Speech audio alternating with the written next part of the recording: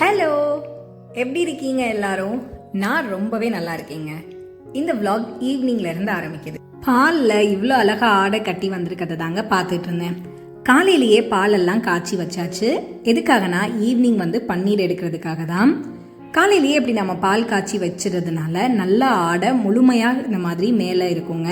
அதை நாம் ஈஸியாக எடுத்துடலாம்.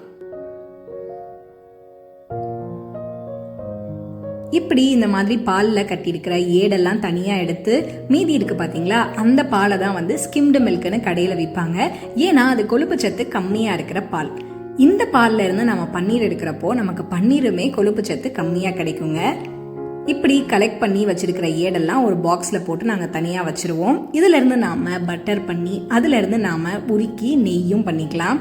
நான் இந்த ஒர்க்கெல்லாம் ரொம்ப சீரியஸாக பார்ப்பேங்க. எனக்கு இது ரொம்ப பிடிக்கும்.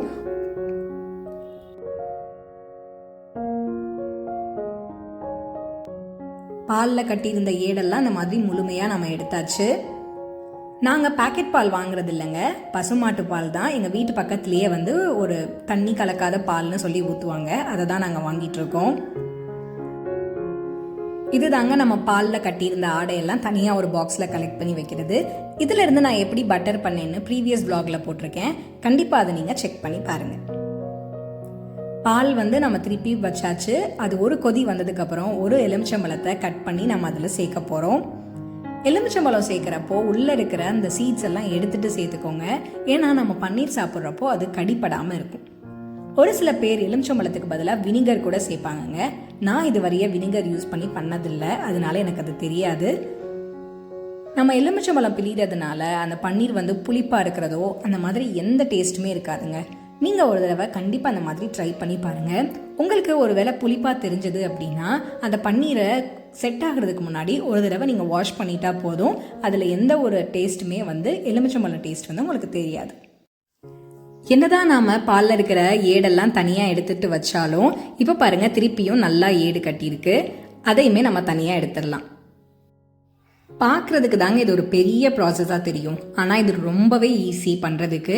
உங்களுக்கு உங்கள் வீக்கெண்டில் ஒரு 1 hour உங்களுக்கு டைம் ஃப்ரீயாக கிடைச்சா கூட போதும், நீங்கள் அதை தாராளமாக பண்ணிடலாம்.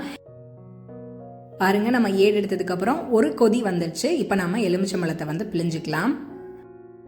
எனக்கு கிடைக்கிற பால் இந்த மாதிரி திக்காக இருக்கிறதுனால எனக்கு இவ்வளோ நல்லா ஆடை கட்டுதுங்க. அதனால நான் இத்தனை தடவை ஆடை எடுத்துகிட்டு பண்ணுறேன். உங்களுக்கு ஒரு வேளை இந்த மாதிரி இவ்வளோ திக்காக கிடைக்காது அப்படின்ற பட்சத்தில் நீங்கள் ஃபர்ஸ்ட் ஸ்டெப்லேயே இந்த மாதிரி பால் கொதி வந்ததுக்கப்புறம் எலுமிச்சம்பழத்தை பிழிஞ்சிடலாம். எலுமிச்சம்பழம் பிழிஞ்ச உடனே இந்த மாதிரி தாங்க தெரிஞ்சு வரும். பால் நல்லா தெரிஞ்சு பால்கோவா மாதிரி தனியாக வந்துருங்க. அந்த க்ரீன் கலரில் இருக்கும் அந்த தண்ணியை தான் இப்போ நம்ம வடிகட்ட போகிறோம். இந்த தண்ணியில் நாம் புலாவ் பண்ணலாங்க, சூப்பராக இருக்கும். நீங்கள் குருமா பண்ணுறதுக்கு கூட இந்த தண்ணியை நீங்கள் யூஸ் பண்ணிக்கலாம். சப்பாத்தி மாவும் பிசைஞ்சிக்கலாம். நான் இன்னைக்கு இந்த தண்ணி யூஸ் பண்ணி தான் சப்பாத்தி மாவு பிசைய போகிறேன். இந்த தண்ணியை நீங்கள் அப்படியே கூட குடிக்கலாம். இதில் அவ்வளோ கால்சியம் இருக்குது. சூடாக இருக்கிறப்பவே அந்த பாத்திரத்தில் இருக்கிற அந்த பால் ரெசிடியூவெல்லாம் திருப்பி இதில் உள்ளே போட்டுடுறோம். அவ்வளோதாங்க, நமக்கு பன்னீர் ரெடி ஆயிடுச்சு. இதை ஒரு நல்ல ஒரு டைட்டாக கட்டி ஒரு ஹெவியாக இருக்கிற ஒரு மெட்டலுக்கு கீழே வச்சிட்டோம்னா நமக்கு அது நல்லா ஸ்ட்ரெயின் ஆயிரும் அந்த தண்ணி ஃபுல்லாக. அதுக்கப்புறம் நமக்கு பன்னீர் கிடச்சிரும். நான் இந்த மாதிரி தாங்க சுருட்டி வச்சிருவேன். மேலே நம்ம இஞ்சி இடிப்போம்ல, இஞ்சி பூண்டு இடிக்கிறதுக்கு அந்த கல், அதை மேலே அப்படி வச்சிடலாம். ஒரு 20 minutes, ½ an hour இருந்தால் போதும். அந்த தண்ணி ஃபுல்லாக கீழே இறங்கிட்டு அதில் நல்லா நமக்கு பன்னீர் கிடச்சிரும். அதை நீங்கள் எடுத்து ஃப்ரிட்ஜில் கூட வச்சுக்கலாம். இதுதாங்க அந்த பன்னீர் ஸ்ட்ரெயின் பண்ண தண்ணி. இதில் தான் நம்ம சப்பாத்தி மாவு பிசைய போகிறோம். இதில் நம்ம சப்பாத்தி மாவு பிசைகிறதுனால சப்பாத்தி ரொம்பவே சாஃப்டாக வருங்க. டேஸ்ட்டில் உங்களுக்கு எந்த மாற்றமும் இருக்காது. டேஸ்ட்டு கூட கொஞ்சம் அதிகமாக தான் இருக்கும். அவ்வளோ நல்லா இருக்கும். கண்டிப்பாக நீங்கள் இதை ட்ரை பண்ணி பாருங்கள். எங்கள் வீட்டில் அம்மா இந்த மாதிரி பன்னீர் பண்ணாங்கன்னா அந்த தண்ணியை எடுத்து சப்பாத்தி மாவு பிசைஞ்சிட்டு மீதி இருக்கிற தண்ணியிலேயே குருமாவும் வச்சுருவாங்க. ஒரு சில பேர் இதில் ரசம் கூட பண்ணுவாங்கன்னு சொல்லுவாங்கங்க. நான் ட்ரை பண்ணதில்லை. இல்லை கூட கொஞ்சம் அதிகமாக இருக்குன்னா அது எல்லாருமே நாங்கள் ஒரு கிளாஸ் குடிச்சிருவோம். சப்பாத்தி ரொம்பவே சாஃப்டாக வரும். உங்களுக்கு ஏற்ற மாதிரி எவ்வளோ தண்ணி வேணுமோ அவ்வளோ தண்ணி ஊற்றி நீங்கள் சப்பாத்தி மாவு பிசைஞ்சுக்கோங்க. இங்கே பாருங்கள், இந்த மாதிரி நல்லா சாஃப்டாக வந்துச்சு. இது ஒரு ½ an hour to ஒரு 45 minutes நல்லா ரெஸ்ட் எடுக்கட்டும். தனியாக ஓரமாக வச்சிடலாம்.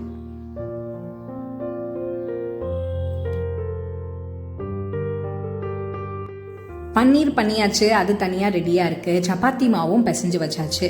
அடுத்தது நம்ம சப்பாத்தி அந்த ஃபில்லிங்க்கு கேப்சிகம் தேவை. நான் எப்பயுமே கேப்சிகமும் பன்னீரும் போட்டு தாங்க பண்ணுவேன். ஒருவேளை உங்களுக்கு வேறு ஏதாவது வெஜிடபிள்ஸ் போட பிடிக்கும்னா நீங்கள் தாராளமாக போட்டுக்கலாம்.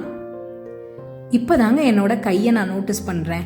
சின்ன வயசுலலாம் அம்மா சப்பாத்தி பூரி பிசைஞ்சிட்டு கை வாஷ் பண்ணாமல் அப்படியே குருமா செய்கிறது, சப்பாத்தி இலைச்சி சப்பாத்தியோ பூரியோ சுடுறத பண்ணுவாங்க.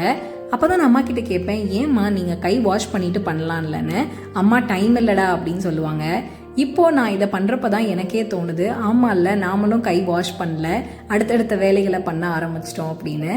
ஒரு சில விஷயங்கள் சின்ன வயசில் புரியாதது நமக்கு இப்போ புரிகிறப்போ தான் அதோட அருமை தெரியுது. கேப்சிகமாக உங்கள் சைஸுக்கு ஏற்ற மாதிரி பண்ணிடலாங்க. நான் சின்ன சின்ன க்யூப்ஸாக தான் பண்ணியிருக்கேன். டேபிள்லாம் நாங்கள் எப்பயுமே இந்த மாதிரி வெஜிடபிள்ஸ்லாம் கட் பண்ண மாட்டோங்க. உங்களுக்கு வீடியோவில் வெளிச்சம் நல்லா இந்த டைம் டேபிளில் தான் நல்லா தெரியும். அதனால தான் நான் டேபிளில் வச்சு கட் பண்ணேன். உடனே அதில் இருக்கிற எல்லாமே க்ளீன் பண்ணிடலாம். கேப்சிகம் கலர் கேப்சிகம் நான் சாப்பிட்டதே இல்லைங்க. ஒருவேளை நீங்கள் சாப்பிட்ருந்தீங்கன்னா அதில் ஏதாவது டிஃப்ரென்ஸ் இருக்கான்னு சொல்லுங்கள். எல்லாரும் சொல்லுவாங்க எப்படி க்ரீன் கேப்சிகம் டேஸ்ட் இருக்குமோ அதே மாதிரி தான் எல்லோ ரெட் எல்லாமே இருக்கும்னு. நாம் பன்னீர் செட்டாக வச்சு ஒரு 20 மினிட்ஸ் தாங்க இருக்கும். எவ்வளோ சூப்பராக ரெடி ஆகிடுச்சு பாருங்கள். அவ்வளோ சாஃப்டாக இருக்கும். நீங்கள் சாலட்லலாம் கூட இதை அப்படியே டோஸ்ட் பண்ண கூட தேவையில்லைங்க, போட்டு சாப்பிட்லாம். இல்லைனா உதுத்து போட்டு கூட சாப்பிட்லாம். ஆம்லேட்டில் கூட நீங்கள் அதை ஸ்ப்ரெட் பண்ணி சாப்பிட்லாங்க. நம்ம வீட்லேயே பண்ணதுன்றதுனால அவ்வளோ ஹெல்தி. கண்டிப்பாக நீங்களும் உங்களால் வீட்டில் முடிஞ்சால் ட்ரை பண்ணி பாருங்கள். அந்த டெக்ஸ்சர் பாருங்கள் எவ்வளோ நல்லா நமக்கு கிடச்சிருக்குன்னு. ரொம்ப ஈஸி. ட்ரை பண்ணிவிட்டு உங்களுக்கு எப்படி வந்துச்சுன்றதை எனக்கு கமெண்ட்டில் கண்டிப்பாக சொல்லுங்கள். நான் இதை ஃப்ரீசரில் கூட வைக்கலங்க, ஃப்ரிட்ஜில் கூட வைக்கல. வெளியில் செட் பண்ணது மட்டும்தான். ஒரு 20 மினிட்ஸ்லேயே எவ்வளோ அழகாக வந்திருக்கு பாருங்கள். ரொம்பவே சாட்டிஸ்ஃபைடாக இருக்குங்க. இந்த மாதிரி பன்னீர் செஞ்சுட்டு அதெல்லாம் கட் பண்ணி நாமளே ஒரு கிரேவி ப்ரிப்பேர் பண்ணி எல்லாமே நம்ம வீட்லேயே பண்ணி சாப்பிட்டோம் அப்படின்ற ஹாப்பினஸ் அதை பண்ணி பார்த்து அதெல்லாம் செஞ்சாதான், அதை ஃபீல் பண்ணாதான் நான் சொல்கிறது உங்களுக்கு புரியும்னு நான் நினைக்கிறேன்.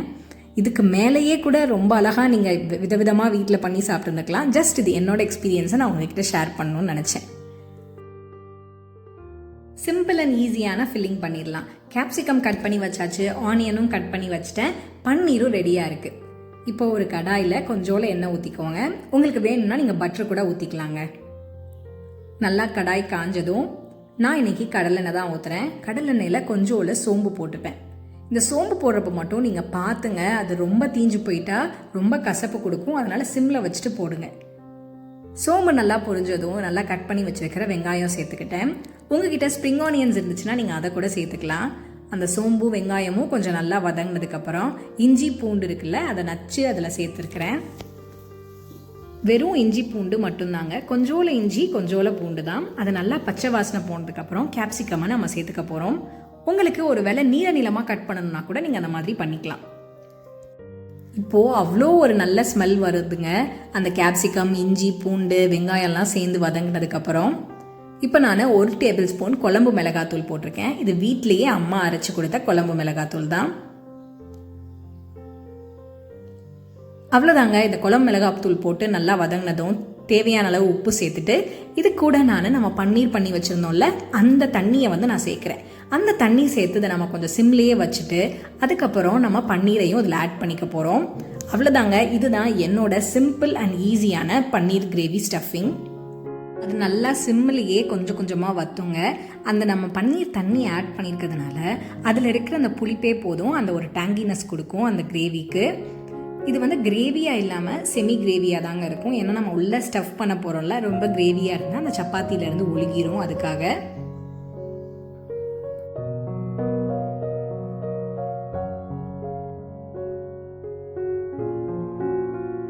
சப்பாத்திக்குள்ளே வைக்கிற ஃபில்லிங் ரெடி ஆகிடுச்சு. நாம் இப்போ சப்பாத்தியையும் ரெடி பண்ணி எடுத்துக்கலாம். 45 மினிட்ஸ் நல்லா ஊறினதுனால ரொம்பவே சாஃப்டாக வந்திருக்குங்க மாவு. இதை நம்ம ஒன்றொன்னா தேய்ச்சி சப்பாத்தி போட்டு எடுத்துக்க போகிறோம்.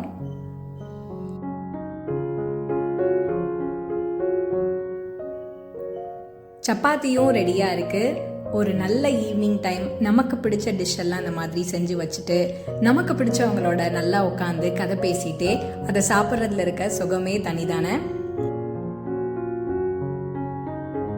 சப்பாத்தி ரெடியாக இருக்குது, அதுக்குள்ளே வைக்கிற ஃபில்லிங்கும் ரெடியாக இருக்குது, ஸ்ப்ரெட் பண்ணுறதுக்கு பட்டரும் ரெடியாக இருக்குது. நம்ம ஸ்டஃபிங் பாருங்கள் எவ்வளோ சூப்பராக ரெடி ஆகிடுச்சுன்னு, க்ரீமியாக. இதில் மைனீஸோ சாஸோ எதுவுமே நம்ம ஊற்றலைங்க. எல்லாமே நம்ம வீட்டில் இருக்கிற சாதாரண மசாலா வச்சு பண்ணுறது தான். ஆனால் டேஸ்ட்டு அவ்வளோ நல்லாயிருக்கும். ரொம்ப ஆத்தென்டிக்காக, ரொம்ப ஒரிஜினலாக இருக்கும். சப்பாத்தி நல்லா சாஃப்டாக இருக்குங்க. அதுக்கு மேலே பட்டர் தேய்ச்சிக்கிறோம். சப்பாத்தி நல்லா சூடாக இருக்கிறப்பவே நீங்கள் இந்த மாதிரி பட்டர்லாம் தேய்ச்சி வச்சிடலாங்க. நான் உங்களுக்கு வீடியோவுக்கு காமிக்கணுன்றதுனால எல்லாத்தையுமே லேட்டாக தான் பண்ணுறேன். இந்த ஸ்டஃபிங் ரொம்பவே டேஸ்ட்டுங்க. நான் திருப்பி சொல்கிறேன், நீங்கள் நினைக்க வேணாம். நீங்கள் டேஸ்ட் பண்ணிவிட்டு என்கிட்ட கண்டிப்பாக சொல்லுங்கள். நான் இதில் கொஞ்சோல கரம் மசாலா, உங்ககிட்ட கசூரி மேத்தி இருந்தால் அதையும் நீங்கள் சேர்த்துக்கலாம். அந்த கேப்சிகம், அந்த பன்னீர், நம்ம போட்டிருக்கிற அந்த பட்டர், இது எல்லாமே சேர்ந்து ஒரு நல்ல ஒரு டேஸ்ட் கொடுக்குங்க. செஞ்சுட்டு உடனே சாப்பிட்றத விட செஞ்சு வச்சுட்டு ஒரு 1.5 hours கழிச்சு கூட நீங்கள் சாப்பிட்டு பாருங்கள். அவ்வளோ டேஸ்ட்டாக இருக்கும். உடம்புக்கு ரொம்பவே ஹெல்தியும் கூட. இதை ஃபோல்ட் பண்ணுறதும் ரொம்ப ஈஸிங்க. 3 சைடும் இந்த மாதிரி அந்த ஃபில்லிங்ஸ் வெளியே வராமல் லாக் பண்ணிவிட்டு நாம் எப்பையும் ஃபோல்ட் பண்ணுற மாதிரி சுருட்டுனீங்கன்னா ரொம்பவே ஈஸியாக ஃபோல்ட் ஆகி லாக் ஆகிக்கிறோம். இல்லை உங்ககிட்ட ஃபுட் ரோல் பண்ணுற பேப்பர் இருந்துச்சுன்னா நீங்கள் அதை வச்சு கூட சீல் பண்ணி வச்சுக்கலாம். அவ்வளோதாங்க, நமக்கு சூப்பரான நம்மளோட ரோல் ரெடி ஆகிடுச்சு. இது செய்கிறப்பவே ஒரு பெரிய பைட் சாப்பிட்ணுன்னு தோண்டிகிட்டே இருக்கும். ஏன்னா இதோட டேஸ்ட் எனக்கு இது உங்களுக்கு வாய்ஸ் ஓவர் கொடுக்குறப்ப கூட எனக்கு அது அவ்வளோ ஃப்ரெஷ்ஷாக மைண்டில் இருக்குது. எப்படி ஒரு பேசிக்கான ஒரு மசாலா வச்சு இவ்வளோ ஒரு டேஸ்ட்டாக வரும்ன்ட்டு நான் எப்பயுமே யோசித்து பார்த்துட்டே இருந்திருக்கேன். நம்மளோட ஃபுட்டில் இருக்கிற அந்தந்த இன்க்ரீடியன்ஸோட அந்த டேஸ்ட்டை தேவையில்லாமல் நிறையா மசாலாஸ் போட்டு, நிறையா டேஸ்ட் என்ஹான்சர்ஸ் போட்டு அதை கூட்டவோ குறைக்கவோ செய்யாமல், அதோட ஆத்தென்டிசிட்டி குறையாமல் நாம் பண்ணுறதுனால அதோட டேஸ்ட் நமக்கு ஃபுல்லாக நமக்கு கிடைக்குது. அது நமக்கு ரொம்ப ஹெல்த்தியாகவும் அமைஞ்சிருது. இவ்வளோ ஒரு டேஸ்டான ரோலை நீங்கள் கண்டிப்பாக மிஸ் பண்ணக்கூடாதுங்க. ரொம்பவே ஃபுல் ஃபில்லிங்காக இருக்கும். கண்டிப்பாக நீங்கள் ட்ரை பண்ணி பார்த்துட்டு எப்படி இருந்துச்சுன்னு என்கிட்ட கமெண்ட்டில் சொல்லுங்கள். நான் என்னோட ரோலை ஒரு நல்ல ஒரு பெரிய பைட்டோட எனக்கு பிடிச்ச என்னோட ஃபேமிலி மெம்பர்ஸ் கூட உட்காந்து நான் என்ஜாய் பண்ண போகிறேன். நீங்களும் இதே மாதிரியே ஹெல்த்தியான விஷயங்களை சாப்பிட்டுட்டு ஜாலியாக லைஃப் என்ஜாய் பண்ணுங்கள். கூடிய சீக்கிரம் ஒரு சூப்பரான இன்னொரு ரெசிபியோட நான் உங்களை மீட் பண்ணுறேன். தேங்க்யூ ஸோ மச் ஃபார் வாட்சிங். எல்லாரும் ஸ்டே ஹெல்தி, ஸ்டே சேஃப். பாய் பாய்.